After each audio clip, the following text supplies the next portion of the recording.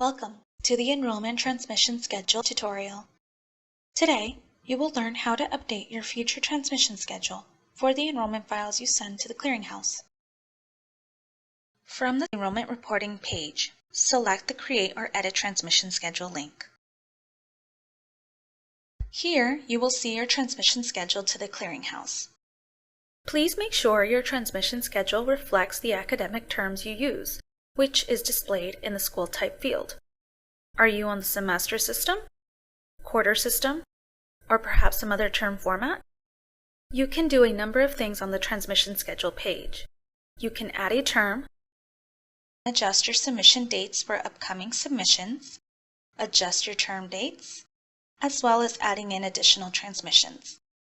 Please note, if your institution has a transmission scheduled with a date in the past, please reach out to our Data Excellence and Operations team to further assist you in updating your transmission schedule. For the fields that are highlighted in gray, which are as follows: transmission type, these fields are unavailable for update on this page. Once you have completed making your adjustments to your submission schedule, you may select the Preview button. On the Preview transmission page, you may see your adjustments reflected here.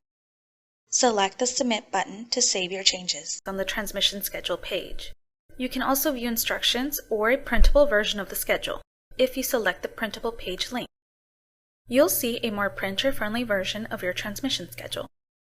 Please note, if your institution has already submitted the first term submission, please reach out to our Data Excellence and Operations team to further assist you in updating your transmission schedule. For additional assistance in updating your enrollment transmission schedule, please contact schoolops@studentclearinghouse.org and include Enrollment Transmission Schedule in the subject line.